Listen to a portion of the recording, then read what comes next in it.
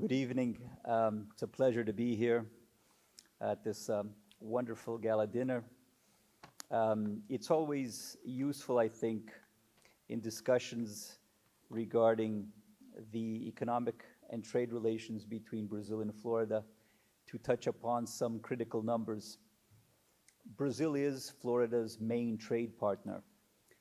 The bilateral trade flow is over $21 billion annually. This is more than double the second country on that list. We are the fifth major source of foreign direct investment in Florida, including in the sector of real estate, which is relevant to today's event.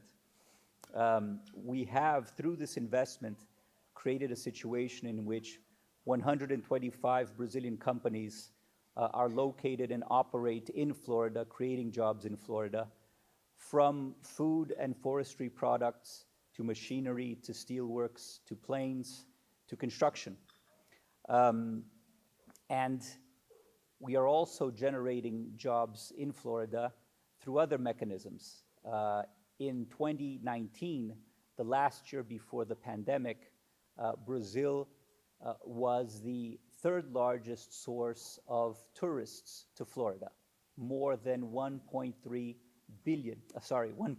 million Brazilians visited the state with a high purchasing power, which is benefiting the economy of Central Florida very significantly. And this enormous amount of visiting Brazilians is complemented by a growing community of permanent Brazilian residents in the state. Unofficial estimates place the Brazilian community in Florida 400,000 strong.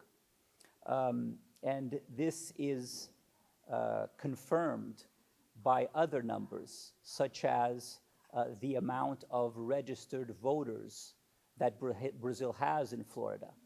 The number of Brazilians registered to vote in Brazilian elections in Florida, 40,000. This makes us the second largest concentration of Brazilian voters abroad, second only to Lisbon. And what does this mean? It means a lot of work for the Consul General. I arrived in April, as was mentioned. What has happened since April? We have had a presidential visit to open a new consular post in Florida, the vice consulate in Orlando.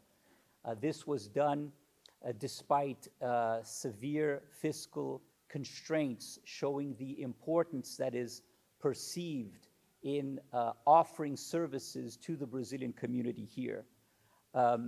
We have had two visits by the Minister of External Relations, in which he opened conversations with the Brazilian community on donations, on investments, on capacity building for Brazilian workers, on training for entrepreneurship and small businesses. The meeting, the coordination meeting of all the Brazilian consul generals in the US took place in Miami. We had a visit of the Brazilian ambassador to the US. He came to Florida, had an agenda in Tallahassee with the governor, met the mayor of Miami, had significant talks with the Brazilian community here. So all of this shows an extraordinary engagement with the community here. A word on our elections, which was also a relevant event that took place during my brief tenure. 16,732 Brazilians came to the voting polls in Florida. This is a historic record.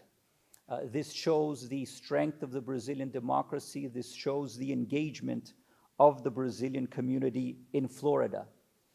But it's important to note that the relations between Brazil and Florida, this isn't affected mainly by the consulate or by the government as a whole.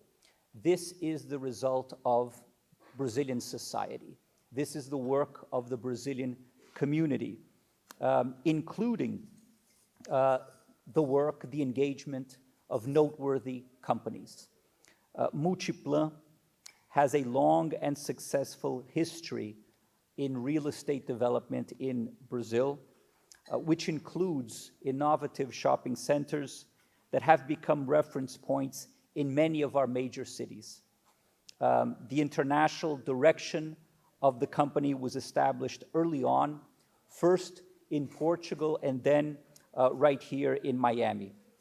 Through its dynamism and landmark projects, Multiplan has significantly contributed to the presence and positive image of Brazil and Brazilian business in Florida. As Multiplan's history in Florida approaches 1/4 of a century, I believe 1998 is the reference for the Villaggio project, the Brazil-Florida Business Council has chosen as its 2022 honoree Mr. José Isaac Pérez, founder, CEO, and president of Multiplan Empreendimentos Imobiliários and Multiplan Real Estate Asset Management. To some, as Florida grows, it is a pleasure to see Brazil growing in Florida, thanks to the drive of our community and the initiative of business leaders such as Mr. Pérez. Thank you.